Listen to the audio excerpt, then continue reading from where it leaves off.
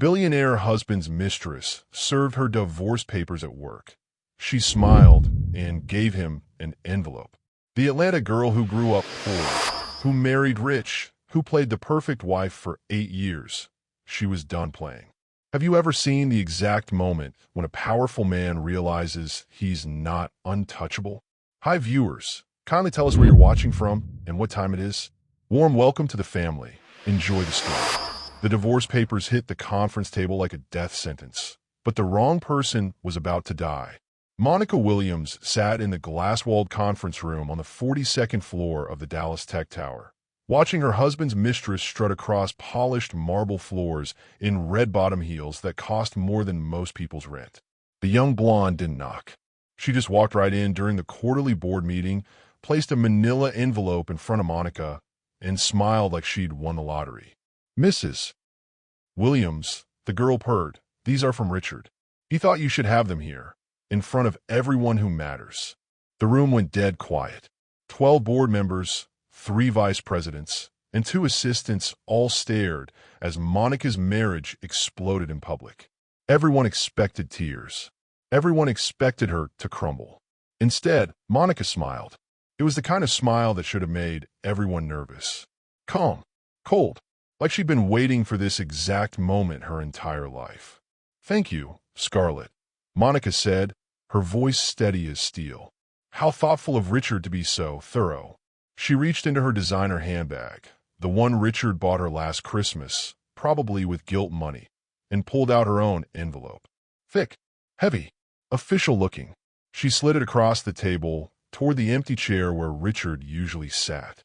"Since we're sharing legal documents today," Monica continued, "I have something for him too."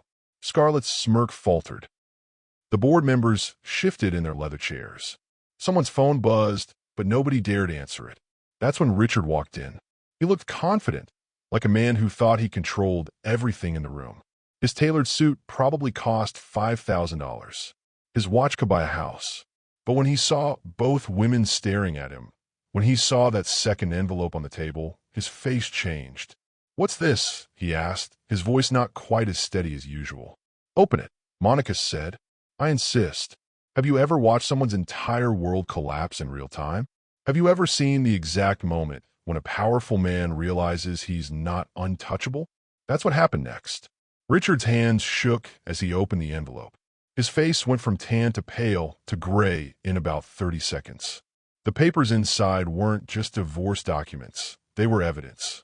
Bank statements showing hidden accounts in Florida.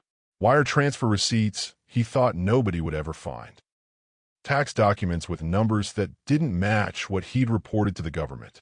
What would you do if your entire marriage turned into a corporate battlefield? Monica asked the room, her voice carrying across the silence. Comment below because this twist is just the beginning. The Atlanta girl who grew up poor, who married rich, who played the perfect wife for 8 years. She was done playing. "You just handed me my freedom, Richard," Monica said, standing up slowly. "I'm handing you the end of your empire." Security arrived within minutes. Not to escort Monica out, to escort Richard. Turns out, when you're stealing from your own company and hiding money from the government, divorce papers become the least of your problems. The boardroom erupted in chaos. Phones started ringing. People started shouting. Scarlett backed toward the door like she suddenly remembered she had somewhere else to be. But Monica just sat there, watching it all with that same calm smile. Drop a fire emoji if you've ever wanted to serve someone the justice they deserved. What would you have done in Monica's place? As security escorted Richard out of his own building, Monica's phone buzzed with a text from an unknown number. "I have more evidence. We need to talk. Tonight." Someone else wanted Richard to fall. But who? She learned survival from a mother who worked 2 jobs and took no prisoners, skills that would destroy a billionaire's empire 20 years later. Monica Davis, before she became Monica Williams, grew up in East Atlanta in a 1-bedroom apartment that smelled like her mama's night shift coffee and pure determination. The walls were thin enough to hear the neighbors fighting, but thick enough to muffle her mother's tears when the bills came due. "Baby," her mama used to say, counting out grocery money in quarters and food stamps. "Rich folks think poor people are stupid. That's their first mistake." Smart women keep their mouths shut and their eyes open. You remember that. Monica remembered everything. She remembered working at the campus coffee shop at Georgia Tech, serving overpriced lattes to entitled kids who spent more on lunch than her mama made in a day. She remembered studying computer science because it paid well, not because she loved it. She remembered the day she met Richard Hartman. He wasn't a billionaire then. Hell, he wasn't even a millionaire. Just some ambitious guy from California with big dreams and bigger debts, trying to get his tech startup off the ground. He came into her coffee shop every morning at 7:15, ordered the same thing, black coffee, no sugar, and always tipped exactly $1. "You're wasting your talent here," he told her one morning, watching her fix a broken espresso machine with nothing but a paperclip and determination. "I could use someone with your problem-solving skills." That's how it started. Not with romance, but with respect, or what she thought was respect. She helped him code his first app, stayed up all night debugging programs while he pitched investors. When his company got its first round of funding, she was right there in the cramped Silicon Valley garage that served as their headquarters. "We did it," he whispered against her neck that first night they celebrated, pressing her against the wall covered in flow charts and sticky notes. His hands were rough from typing code, not soft from never working. When he kissed her, she tasted ambition and possibility. Back then, his touch meant partnership. His kisses tasted like shared dreams. The wedding was small, just her mama, his parents, and a few friends in a rented room at a California hotel. Monica wore a dress from Nordstrom Rack. Richard wore his only good suit. They promised to love each other through richer or poorer, better or worse. They just never talked about what happens when richer becomes a prison and worse becomes normal. Have you ever fallen for someone's potential instead of their reality? Share your story below. We've all been there. The first million came fast. The second came faster. By their third anniversary, Richard was buying houses like other people bought shoes. New York penthouse, Miami Beach house, Dallas office tower. Each move took them further from the people they used to be. Monica tried to hold on to herself. She kept her mama's old coffee mug in their designer kitchen. She still shopped at Target sometimes, even when Richard complained about appearances. She sent money home to Atlanta every month, even though they didn't need it anymore. But money changes people. Success changes people. Power definitely changes people. Richard started working late more often, started taking business trips without her, started looking at her like she was decoration instead of partnership. The man who once valued her mind now seemed most interested in her body, and only when convenient. The wedding photo from their California ceremony still sat on the nightstand in their Manhattan bedroom, but Monica's mother had whispered something in her ear that day that she'd never forgotten. "Keep your own money, baby. Rich men collect beautiful things. They don't keep them forever." Monica wished she'd listened sooner. Luxury became her prison, but she was already planning her escape before she even realized she was trapped. The Miami penthouse's infinity pool seemed to blend with the ocean beyond, creating an endless stretch of blue that made Monica feel like she was drowning in plain sight. Surrounded by water, but nowhere to swim. This was her life now. Perfect views, perfect furniture, perfect everything, except the marriage that paid for all. "Mrs. Williams, your husband called," the housekeeper said, not meeting Monica's eyes. "He won't be home tonight." Another business meeting. Business meeting. That's what they were calling it now. Monica nodded, staring out at the water. Tuesday night business meetings. Wednesday evening investor dinners. Thursday late conferences that somehow always ran until dawn. Richard's schedule had more holes than Swiss cheese, but he expected her to smile and play along. The New York penthouse felt different from Miami, colder, harder, more like Richard himself had become. Glass and steel and sharp edges everywhere. The Dallas office tower where he spent most of his time was even worse. All corporate polish and no soul. Monica learned to exist in these spaces without really living in them. She attended charity galas where women in diamond necklaces talked about helping the poor while spending more on their dresses than most families made in a year. She smiled for photographers at gallery openings, restaurant launches, and political fundraisers. Richard Williams and his beautiful wife Monica The society pages always said, like she was an accessory to his success instead of the woman who helped build it. When did you realize a relationship was over? Was it one moment or slow awakening? Tell me about your turning point. The turning point came on a Thursday night in their Manhattan bedroom.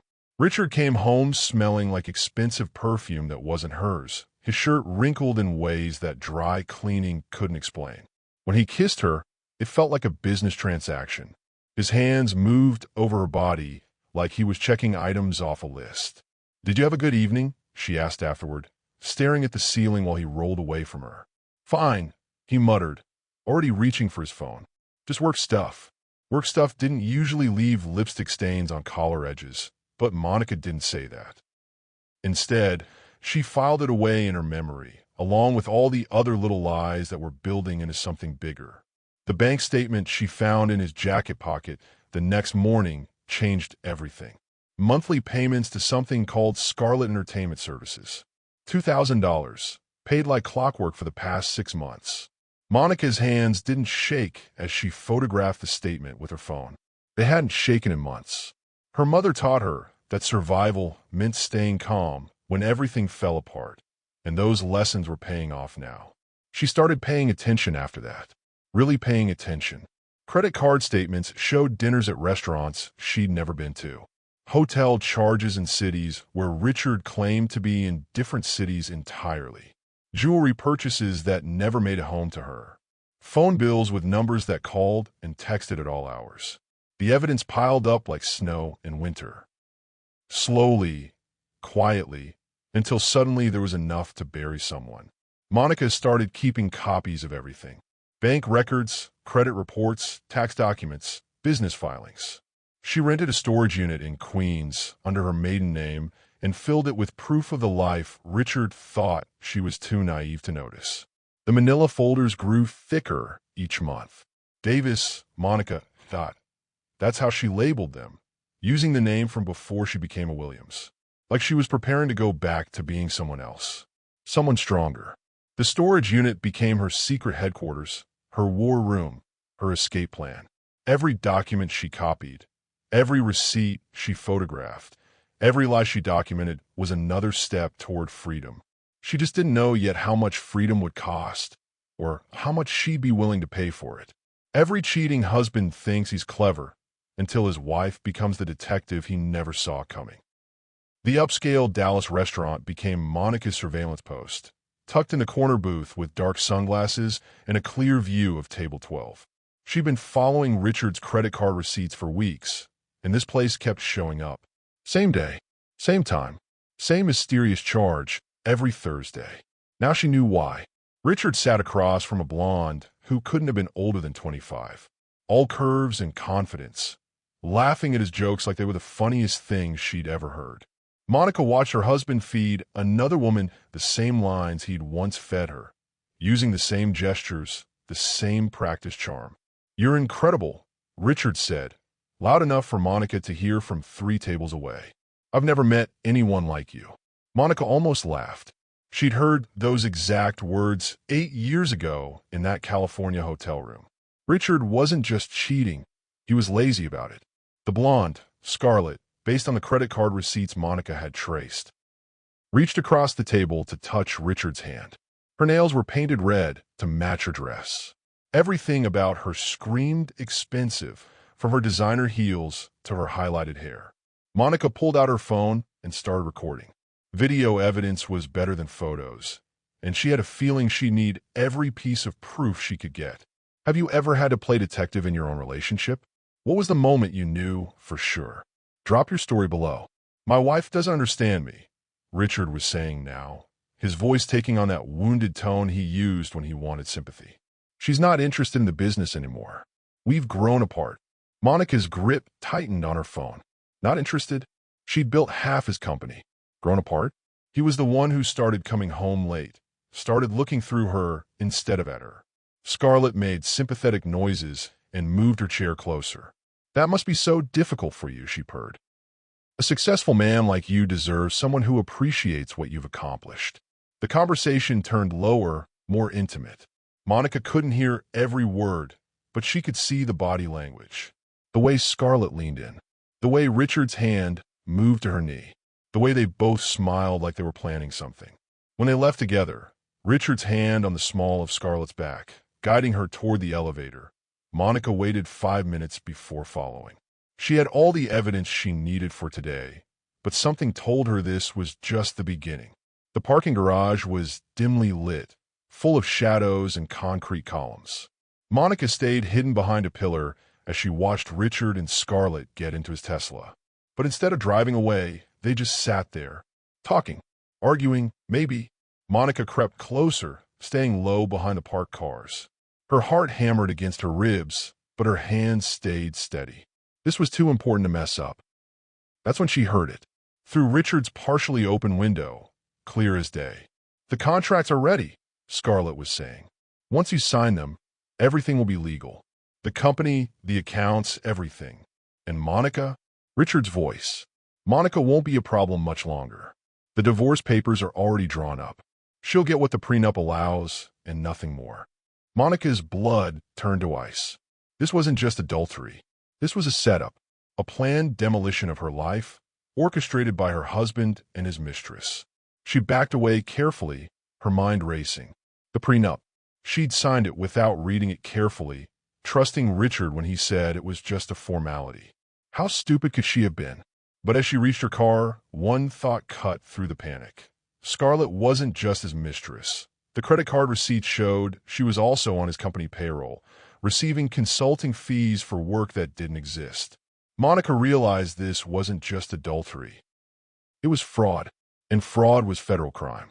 While Richard was busy playing house with his mistress, Monica was busy building his coffin, one document at a time. The storage unit in Queens became Monica's second home. Unit 247B, paid for in cash under her maiden name, filled with bankers' boxes that held the power to destroy an empire. She'd organized everything like the computer programmer she used to be, systematic, logical, impossible to deny. Box 1, financial records. Bank statements going back 3 years, showing the gradual movement of money into accounts Richard thought she didn't know about. Credit card receipts for hotels, restaurants, jewelry stores. Cash withdrawals that happened to coincide with Scarlett's rent payments. Box 2, business documents. Corporate filings that didn't match tax returns. Consulting contracts for services never performed. Board meeting minutes that contradicted public statements to investors. Box 3, personal evidence. Photos, videos, recorded conversations. The smoking gun that would prove Richard hadn't just cheated on his wife. He'd defrauded his company. Mrs. Davis, the private investigator said, using her maiden name as requested. Thomas Chun was recommended by her divorce attorney, a quiet man with careful eyes who specialized in high-net-worth cases. "I've got the Florida connection you asked about." Monica looked up from the laptop where she was cataloging evidence. "What did you find?" "Your husband owns property in Miami under a shell corporation. But it's not just real estate." Thomas handed her a thick folder. "There's a woman named Elena Vasquez living there. Has been for 5 years. She thinks she's married to him." The folder hit Monica's hands like a bomb. Photos of a modest house in Coral Gables. A woman about her age, dark-haired and pretty, playing in a yard with 2 small children. Marriage certificate dated 6 months before Monica's own wedding. "He's a bigamist," Monica whispered. "Gets worse," Thomas continued. "Elena's been receiving monthly payments from the same accounts that pay Scarlett. Richard's been supporting 2 families while planning to dump you for a 3rd woman. What's the most patient revenge you've ever planned? Sometimes the best justice takes time." Share your thoughts on karma versus action. Monica stared at the photos of the children, a boy and a girl who had their father's eyes and their mother's smile. Kids who didn't know their daddy was a criminal. A woman who'd been living the same life Monica had been living, just in a different city. "I need to meet her," Monica said. "Mrs. Davis, that's not." "I need to meet her," Monica repeated, her voice harder now. "If we're going to take him down, we need to do it right. That means Elena deserves to know the truth." Thomas nodded slowly. "I'll arrange it. But Monica, are you sure you're ready for this? Once you open this door, there's no going back." Monica thought about Thursday nights alone in the Manhattan penthouse. about charity galas where she smiled while her husband texted other women, about 8 years of marriage that turned out to be 8 years of elaborate lies. "I've been ready for months," she said. "I just didn't know it yet." The flight to Miami was booked for the next day. Monica packed light, just enough clothes for a weekend trip and a copy of every document in her storage unit. Elena Vasquez deserved to know what Richard really was, and Monica deserved allies in the war she was about to start. But as she locked up the storage unit and headed back to Manhattan, Monica's phone buzzed with a text FR. Someone was watching her. Someone knew about the investigation, about the evidence, about the trip to Florida. Monica stared at the message, her mind racing through possibilities. The private investigator's report landed in her hand with a thud that echoed through the empty penthouse. Richard wasn't just hiding money. He was hiding a second family in Florida, and maybe a third secret that could destroy them all. She thought discovering one mistress was devastating, until she found out about the wife he'd never divorced. The modest Coral Gables house looked nothing like the Manhattan penthouse or Miami Beach mansion. Single story, faded yellow paint, children's bikes scattered on the front lawn. But the woman who answered the door wore the same haunted look Monica saw in her own mirror every morning. "Are you Elena Vasquez?" Monica asked, her heart hammering. "Yes," the woman replied, her accent soft with Spanish inflections. "Who's asking?" "I'm Monica Williams. I think we need to talk about Richard." Elena's face went white. She stepped back, gripping the doorframe. "Oh God, you're her. You're the other one." "Other one?" Monica's voice cracked. "Elena, I thought I was his only wife." That's when Elena started crying. They sat in Elena's small kitchen while two kids, a boy about 7, a girl maybe 5, watched cartoons in the living room. The marriage certificate Elena showed Monica was dated March 15th, 2016. Monica's wedding was September 23rd, 2016. "He told me you were his business partner," Elena whispered, pouring coffee with shaking hands. "Said you two had some kind of arrangement for tax purposes, but that I was his real wife. His only wife." Monica stared at the photos on Elena's refrigerator.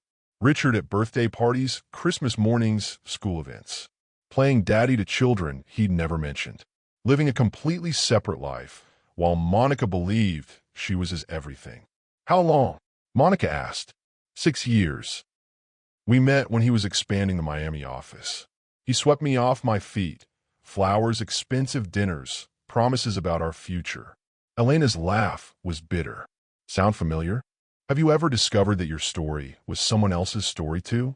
When victims become allies, magic happens." Share your thoughts below. "The money," Monica said. "The monthly payments he sends you. Support for the kids. He said business was complicated, that everything had to go through corporate accounts to avoid problems with investors." Elena wiped her eyes. "I thought I was protecting our family. I had no idea I was helping him steal." Monica pulled out her phone and showed Elena the photos from the Dallas restaurant. "This is Scarlett. She's been receiving payments too. For the past year." Elena's face hardened as she watched Richard seduce another woman with the same moves, the same promises. "Son of a bitch. There are more of us, aren't there?" "I'm starting to think so." The children ran into the kitchen, the boy tugging on Elena's shirt. "Mama, when is Daddy coming home?" Elena looked at Monica, then back at her son. Daddy's traveling for work, Mijo. Go finish your show." After the kids left, Elena's composure cracked completely. What am I going to tell them? How do I explain that their father is a criminal? That everything they know is a lie? Monica reached across the table and squeezed Elena's hand. "We don't have to figure that out today, but we do have to stop him before he destroys more lives." Elena nodded slowly. "What do you need?" "Everything. Document, photo, recording. Bank statements showing the support payments. Any contracts or legal papers he made you sign. We need to prove he's been running multiple households while hiding assets." Elena disappeared into her bedroom and returned with a shoebox full of papers. "I kept everything. He always said I was too careful about record keeping, but my grandmother taught me to never trust completely, even when you love someone." Smart woman, Monica thought, sorting through marriage certificates, bank records, and photos that painted a picture of systematic deception spanning years. "There's something else," Elena said quietly. "Richard made me sign papers when Sophia was born. Said they were for insurance purposes, but they gave him financial power over her college fund, her savings account. I didn't understand it then, but now you think he was planning to steal from his own children." Elena nodded, fresh tears falling. "What kind of monster does that?" Monica thought about the fourth woman they contacted who wasn't another victim. She was an FBI agent Richard had tried to seduce while under investigation for tax evasion. "Ladies," she had said, "you're not just planning a divorce. You're planning justice. The kind we're going to stop," Monica said firmly. "Elena, pack bags for you and the kids. You're not safe here anymore. Hell hath no fury like a woman scorned, but imagine the power of 3 women scorned together." The coffee shop in downtown Miami buzzed with ordinary conversations while 3 extraordinary women plotted the downfall of a man who thought himself untouchable. Monica, Elena, and FBI agent Sarah Martinez sat in the corner booth, their table covered with documents that could topple an empire. "I've been tracking Richard Hartman for 18 months, Agent Martinez explained, her voice low but intense. "Tax evasion, wire fraud, money laundering. But every time we get close, evidence disappears or witnesses change their stories." Monica looked up from the financial records she'd been organizing. "He's been buying silence." "Exactly. And when bribery doesn't work, intimidation does." Sarah pulled out a folder marked confidential. 3 potential witnesses have suddenly relocated. 2 others developed convenient memory problems. 1 ended up in the hospital after a suspicious car accident. Elena's face went pale. "He threatened my children.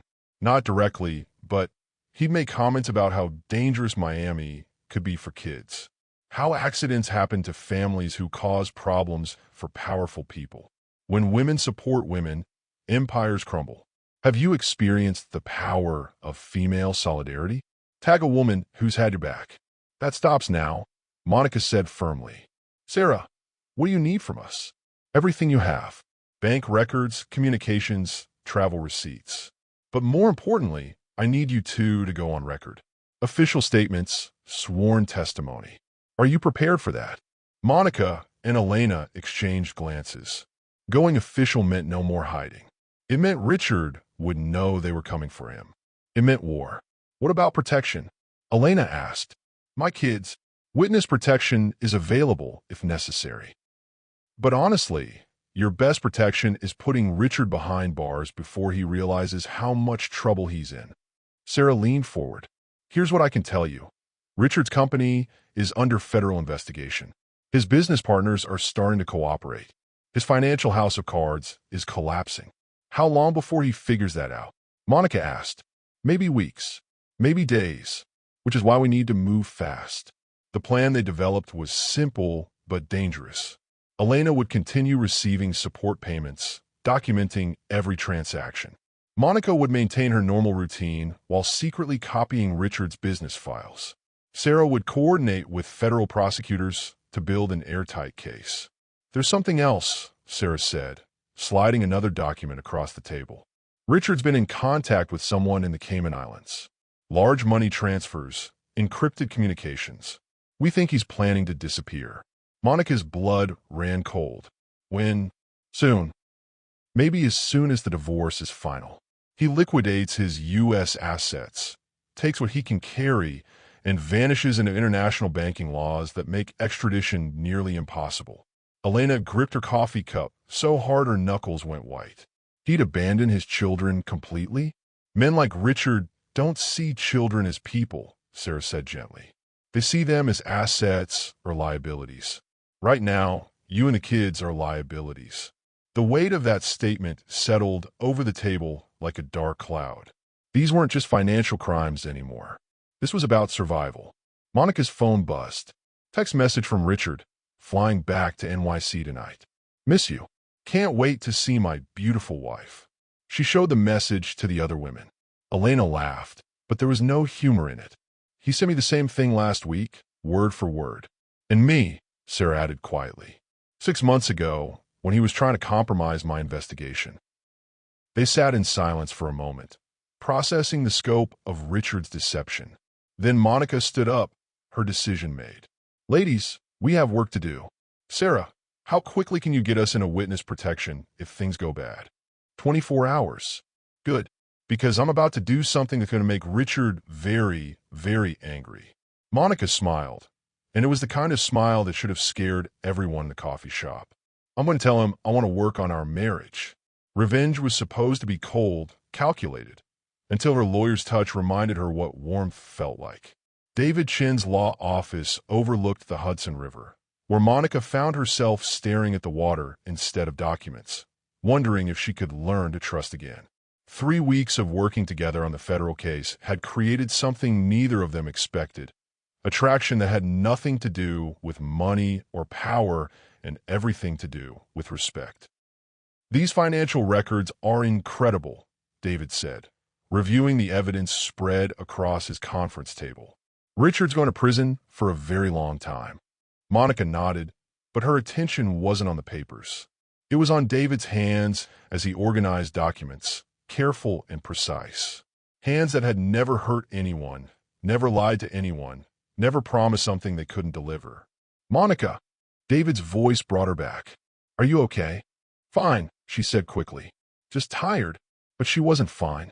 Working late nights in David's office, feeling his presence across the room, catching glimpses of the man behind the lawyer, it was messing with her head. Richard had destroyed her ability to trust her own judgment about men. How could she tell if what she felt for David was real or just gratitude? Can you find love while seeking justice? Is it possible to heal while fighting? Share your thoughts on love during difficult times. We should call it a night, David said, glancing at his watch. It's past midnight. Monica looked around the office, papers everywhere, empty coffee cups, the remains of Chinese takeout they'd shared hours ago. This felt more like home than the Manhattan penthouse ever had. David, she said softly, can I ask you something? Of course. Why are you helping me? I mean, really helping. You could have taken my retainer and given this case to a junior associate. Instead, you're here every night, fighting for someone else's justice. David set down the papers he'd been holding and looked at her directly. Because what Richard did to you, to Elena, to those children, it's not just illegal. It's evil. And because, he paused, seeming to choose his words carefully. Because I've never met anyone as strong as you. Strong, Monica laughed, but there was pain in it. I let him fool me for 8 years. You survived 8 years of systematic emotional manipulation by a master criminal. Then you gathered evidence that's going to bring down his entire operation. That's not weakness, Monica. That's strength. The space between them seemed to shrink.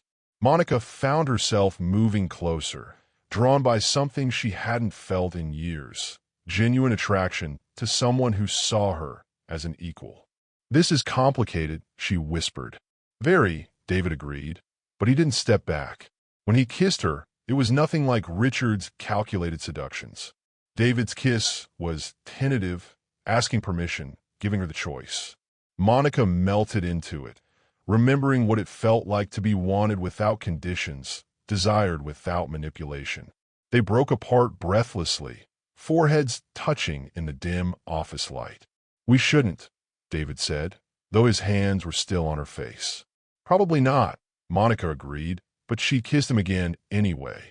This time, there was nothing tentative about it.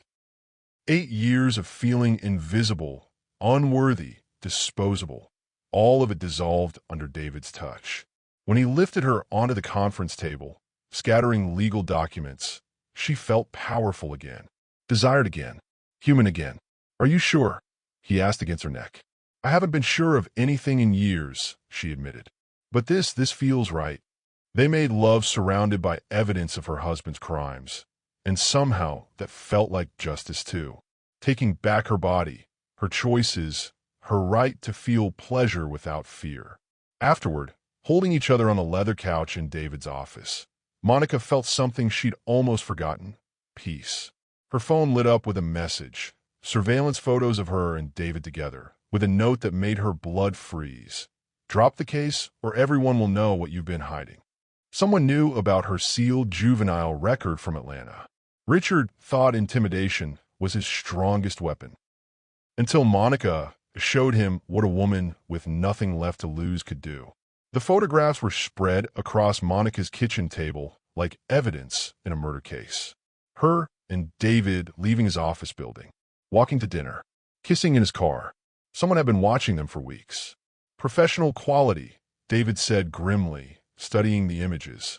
This isn't some private investigator with a telephoto lens. This is serious surveillance. Monica's hand shook as she read the typed note again. Mrs. Williams, your juvenile record makes for interesting reading. Drop the federal case, or Channel 7 News gets copies of everything, including these photos and your sealed court document from Atlanta. What juvenile record? David asked gently. Monica closed her eyes, remembering 17 years old and desperate, caught shoplifting food for her and her sick mother. The judge had been kind, sealing the records after community service. She'd buried that shame so deep she'd almost convinced herself it never happened. Petty theft, she whispered. I was a kid. My mom was sick. We had no money. I took groceries from corner store. She looked at David, expecting judgment, disappointment, rejection. Instead, he took her hands. Monica, that doesn't change anything. It changes everything. Richard's going to paint me as a criminal, a gold digger who married him for money and now wants revenge. Who's going to believe me? What gives you strength when everything feels impossible? Is it love, anger, or something else? Share what keeps you fighting. The phone rang. Monica recognized the number, Richard's direct line. Hello, darling. His voice oozed false sweetness. I hope you're having a good day. What do you want, Richard? Just calling to check on my wife. I heard you've been spending time with lawyers lately. I hope you're not doing anything foolish. Monica's grip tightened on the phone. Like what? Like believing people who might not have your best interests at heart. You know how much I love you, Monica. How much I want to protect you from making mistakes you can't take back. The threat was clear. Drop the case or face public humiliation. Monica looked at David, who was listening to every word, his jaw clenched with anger. Richard, Monica said, her voice steadier than she felt. I think you should worry about protecting yourself. She hung up and immediately called Agent Martinez. They're escalating, Sarah confirmed when Monica described the photographs and threats. This is actually good news. Good news. Monica's voice cracked. How is blackmail good news? Because it means Richard's desperate. People make mistakes when they're desperate. Sarah paused. Monica, I need to ask you something, and I need you to be completely honest. Is there anything in your past, anything at all, that could be used against you in court? Monica told her about Atlanta, about 17 years old and stealing food, about sealed records that apparently weren't as sealed as she believed. That's it. Sarah sounded almost disappointed. Monica, half the people I work with have worse stuff in their backgrounds. A juvenile shoplifting charge isn't going to hurt your credibility with a federal jury. If anything, it makes you more sympathetic. But the media will be too busy covering Richard's multiple felonies to care about your ancient misdemeanor. Sarah's voice turned serious. Here's what we're going to do. You're going to get ahead of this story. The press conference was scheduled for the next morning. Monica would tell her story herself. The shoplifting, the struggling childhood, the way she built herself up only to be torn down by a man who claimed to love her. Own your narrative, David advised as they prepared her statement. Don't let Richard control how people see you.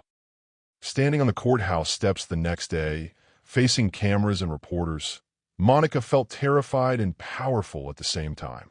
The Atlanta girl who'd once stolen bread was about to bring down a billionaire. I'm not perfect, she began, her voice carrying across the crowd. But I'm not a criminal, and I'm not going to let fear stop me from seeking justice. The day after her press conference, Monica's phone rang with an unexpected call. Mrs. Williams, this is the IRS. We've been reviewing your husband's accounts. You might want to sit down. People say love bridges different worlds, but nobody tells you how terrifying it is to stand in the middle, wondering if the bridge will hold. The FBI field office in Manhattan smelled of strong coffee and determination, where Monica's testimony would either topple an empire or disappear into bureaucratic silence. Agent Martinez led her through corridors filled with wanted posters and case files, past offices where serious people did serious work. "This is it," Sarah said, stopping at a conference room door. Federal prosecutors, IRS investigators, and representatives from the Securities and Exchange Commission. They want to hear everything. Monica's stomach churned. 3 months ago, she'd been playing the perfect wife at charity galas. Now she was about to become a federal witness against her own husband. David squeezed her hand. "You've got this." The room fell silent when Monica walked in. 12 people in expensive suits, all staring at the woman who claimed she could bring down Richard Hartman. Monica recognized the look, doubt mixed with curiosity. They wanted to believe her, but they'd been burned by unreliable witnesses before. "Mrs. Williams," the lead prosecutor said, "thank you for coming. We understand you have evidence of financial crimes committed by your husband." For the next 4 hours, Monica walked them through everything. The hidden accounts, the falsified tax documents, the payments to multiple women. She showed them bank records, credit card statements, wire transfer receipts. She played recorded conversations where Richard discussed moving money offshore. When he mentioned creating a foundation focused on financial abuse education, something shifted in Monica's chest. Not just love, but purpose. A future that wasn't about revenge or survival, but about building something meaningful. "What exactly are you proposing?" she asked carefully.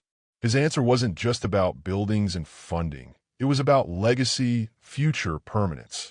Things she'd never dare to want. But before she could respond, her phone rang. Elena, crying, barely coherent. "Monica, they took my children. The IRS doesn't care about broken hearts, but they're very interested in broken laws."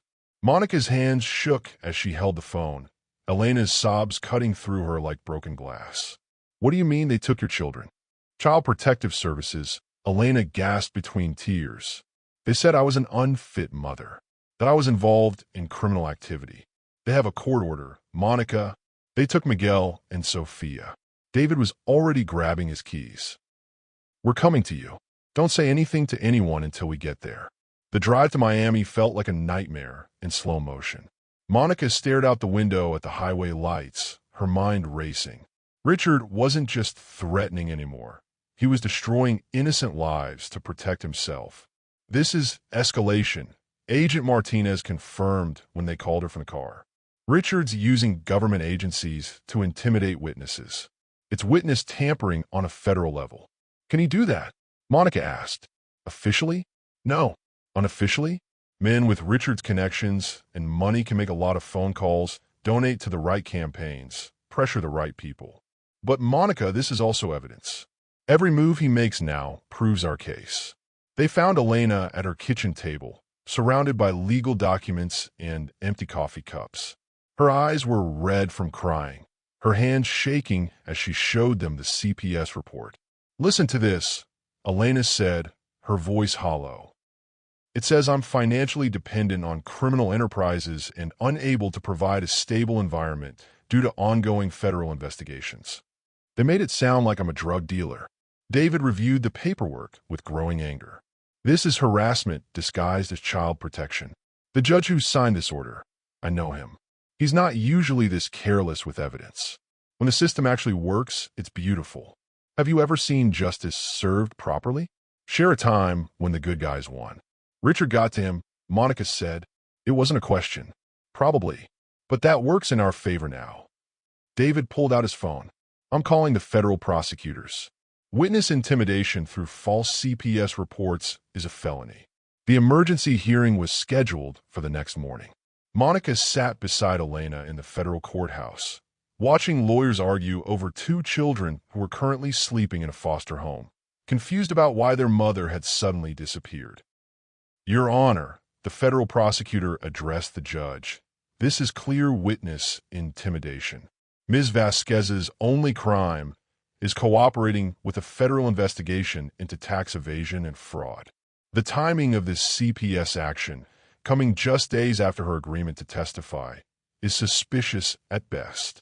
Richard's lawyer stood up. Expensive suit, practiced smile, the kind of man who made problems disappear for rich clients. Your Honor, my client had nothing to do with Child Protective Services. He's simply concerned about the welfare of children who may be in an unsafe environment. Monica wanted to scream. Even now, even in federal court, Richard was playing the concerned father while systematically destroying the family he'd created. The judge wasn't buying it. Mr. Hartman's sudden concern for these children is noted. However, the court finds the timing highly suspicious. The CPS order is overturned. The children will be returned to their mother immediately. Elena collapsed with relief. Monica held her as she cried. Not from fear this time, but from gratitude. Outside the courthouse, reporters were waiting. Monica wasn't surprised anymore. Every move in this case had become public entertainment. Mrs. Williams, one shouted, "Is it true your husband tried to have his other wife's children taken away?" Monica stopped walking. David touched her arm, warning her to stay quiet, but she was tired of silence. Richard Hartman has spent years manipulating and controlling women, she said clearly. When legal intimidation didn't work, he tried to use innocent children as weapons. That tells you everything you need to know about his character. The news ran the story that night.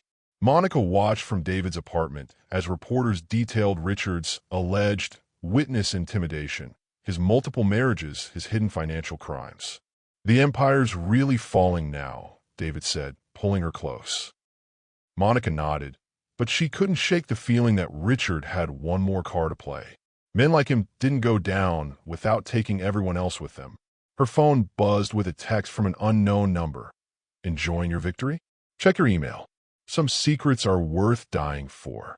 The attachment was a photo of her mother's grave in Atlanta, with fresh flowers and a note that made Monica's blood freeze. Car accidents happen to families who cause problems for powerful people. She married a cheater and a thief, but discovering he was also a killer changed everything. The federal holding facility's visiting room was painted institutional green, where Monica faced the stranger who'd shared her bed for years, finally seeing the monster behind the mask.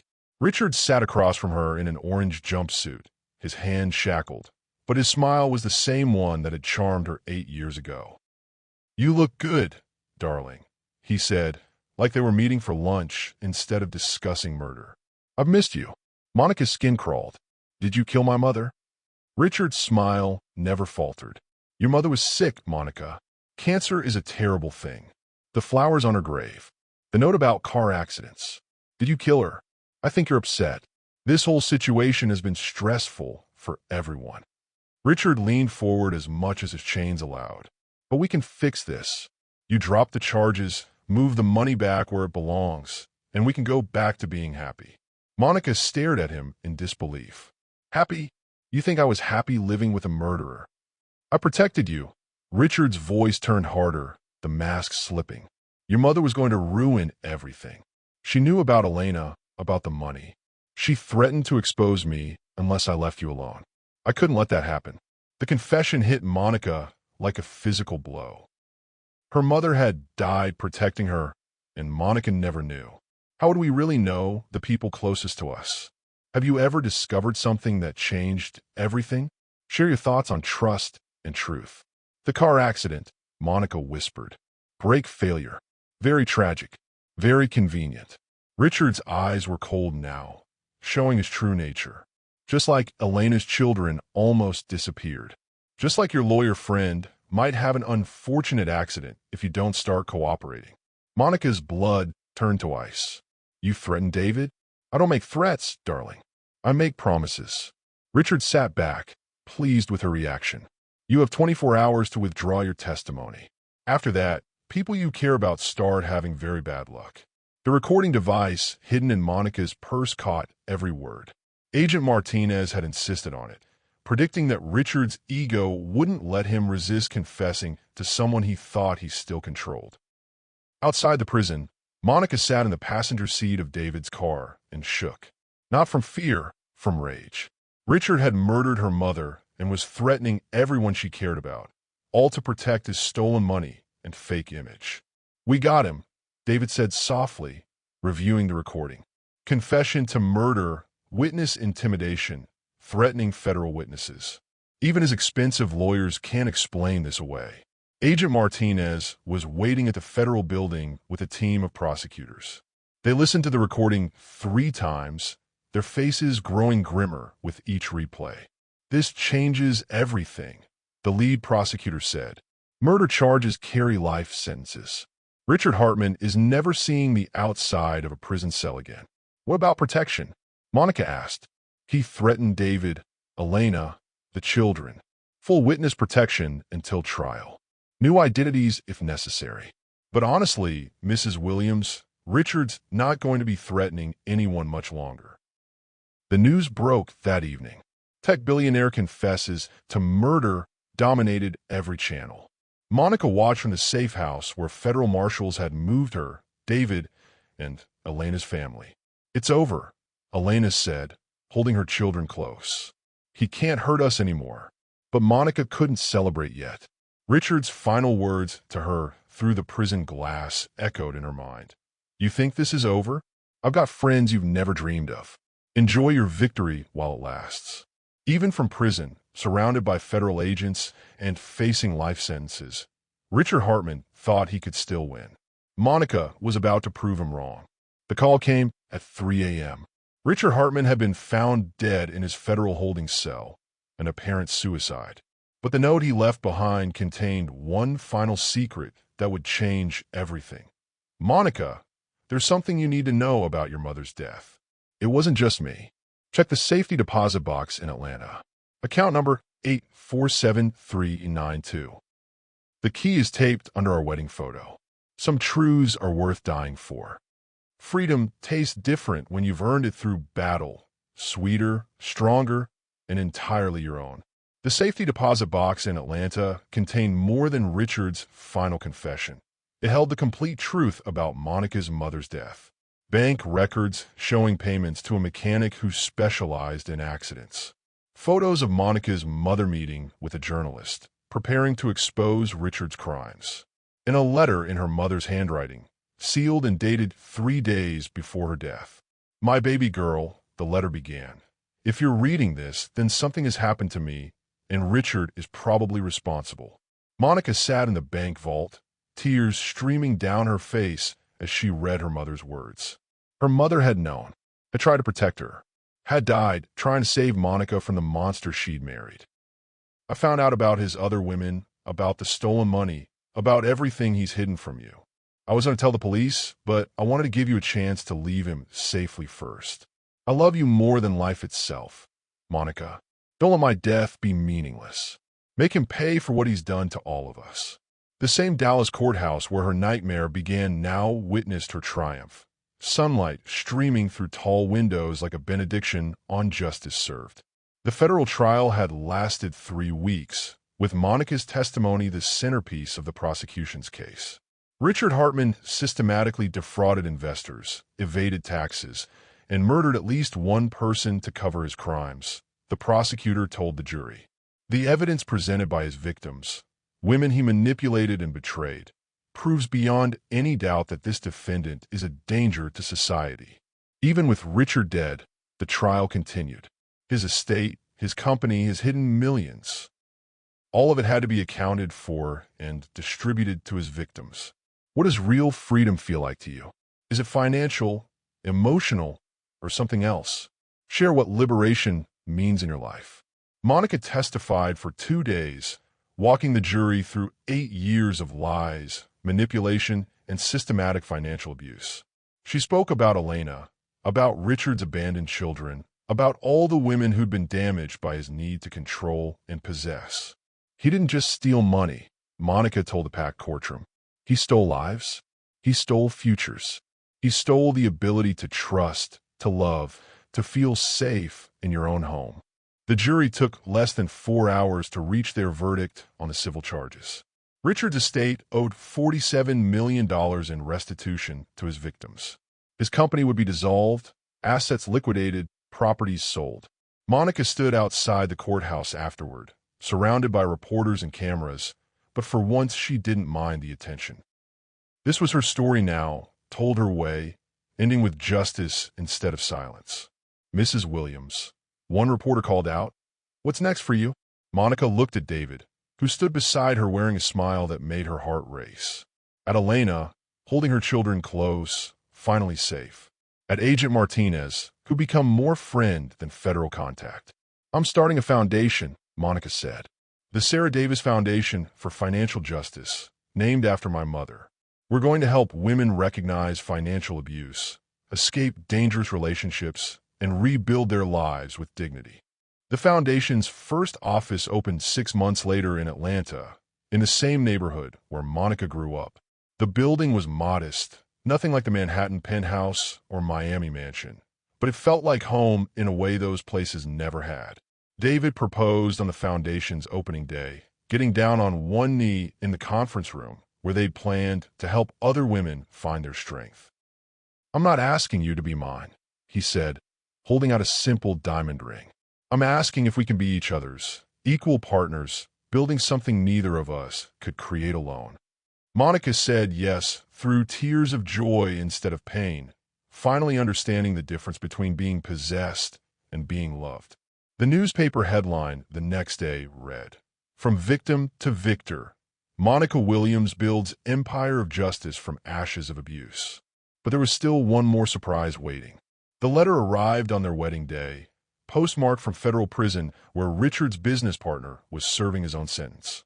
Monica, Richard wasn't the only one. There are others. Powerful men doing the same things to other women. If you're interested in real justice, call me. 1 year ago, she stood in a clinic ready to sell her body to save her mother. Today, she stood on a stage ready to change a system that forced women into impossible choices.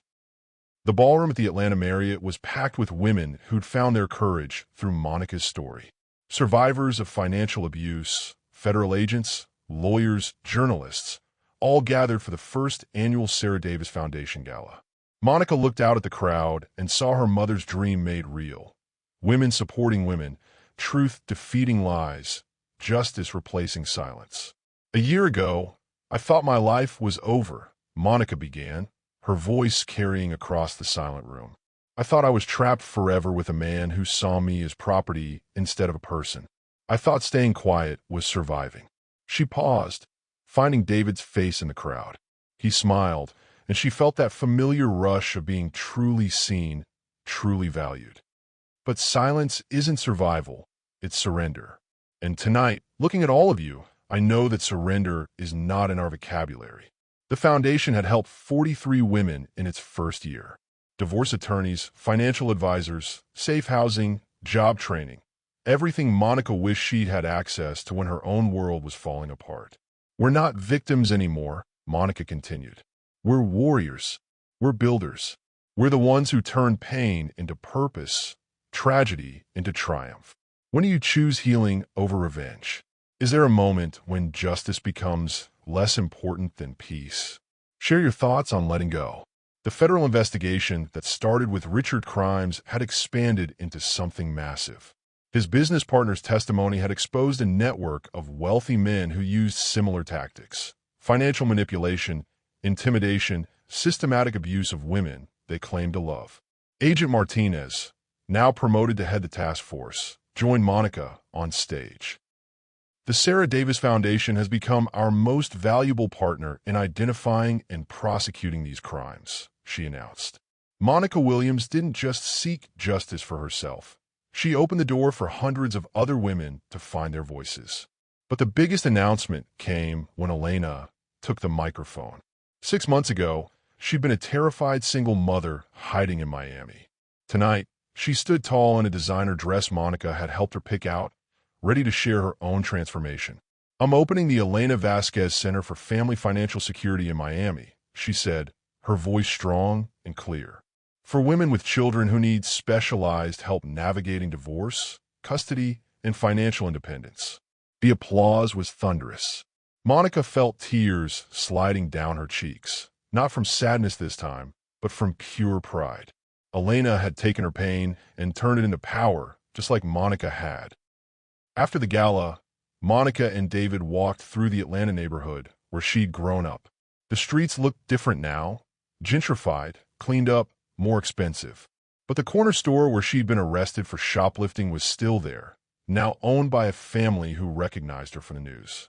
"You're the lady who brought down that billionaire," the owner's daughter said.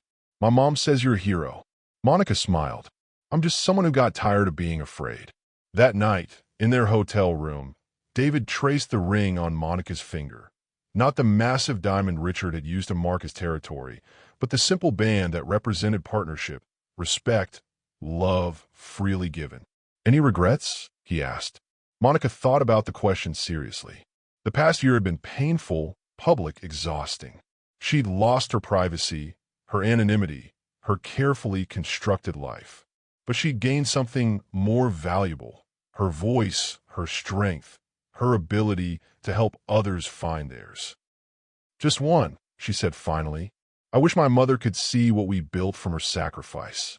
"She can," David whispered against her hair. "Every woman we help, every life we change, that's her legacy living on through you." The foundation Monica established for women escaping financial abuse received its first major donation the next morning, an anonymous gift of $10 million. The note simply read, "For the others like us, thank you for showing us the way." The network. Somewhere, other women were finding their strength. The revolution was spreading. She destroyed one empire built on lies, then built another founded on truth. The foundation's headquarters in Atlanta looked out over the neighborhood where Monica grew up, where young women now learned that survival could become triumph if you played your cards right. 3 years after Richard's death, the Sarah Davis Foundation operated in 12 cities, with partner organizations in every state. Monica stood in her office, watching kids play in the park across the street. Normal kids, with normal problems, growing up in a world where women like their mothers had more options than Monica's generation ever dreamed of. Mrs. Chun, her assistant, called through the intercom, using the name Monica still wasn't used to hearing. "Your 2 o'clock is here." The woman who walked into Monica's office could have been her 8 years ago. Designer clothes that didn't hide the bruises on her wrists, expensive jewelry that looked more like chains than decoration, eyes that held the same desperate hope Monica remembered feeling. "I saw you on the news," the woman said quietly. "I read about what you did to your husband. I think I need help."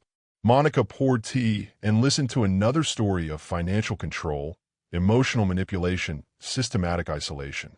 Different details, same pattern. Rich husband, isolated wife, growing fear that there was no way out.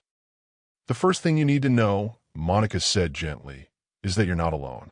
The second thing is that you're stronger than you know. And the third thing is that we're going to help you prove both of those things to yourself. What would you build if you could start over with wisdom and resources? How would you turn your pain into someone else's hope? Share your vision for change." That evening, Monica drove home to the house she and David had bought in Virginia. Not a mansion, not a penthouse, just a comfortable home with room for the family they were planning to start. David was cooking dinner when she walked in, humming off-key, like he always did when he was happy. "Good day," he asked, kissing her hello. "Very good.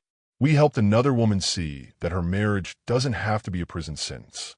"And the network investigation?" Monica smiled. The federal task force had grown beyond anyone's expectations. Richard's business partner had introduced them to similar operations in 6 states, leading to 43 arrests and the recovery of over $200 million in stolen assets. Agent Martinez says they're ready to make the biggest arrests next month. Apparently, our friend in federal prison has been very chatty about his former business associates. They ate dinner on their back porch, watching the sunset paint the sky in shades of orange and pink. Normal life, normal conversation, normal love, everything Monica had forgotten she deserved. "I have news," she said, her heart racing with excitement and terror. David looked up from his pasta. "Good news or bad news? That depends on how you feel about diaper changes and midnight feedings." It took him a moment to understand. When he did, his face lit up with the kind of joy Monica had never seen on Richard's face, even in their best moments. "Really?" David whispered. Monica nodded, placing his hand on her still flat stomach. "Really, they made love that night with the tenderness of people who'd fought a war together and won. Every touch a celebration of the future they were creating by choice, not chance.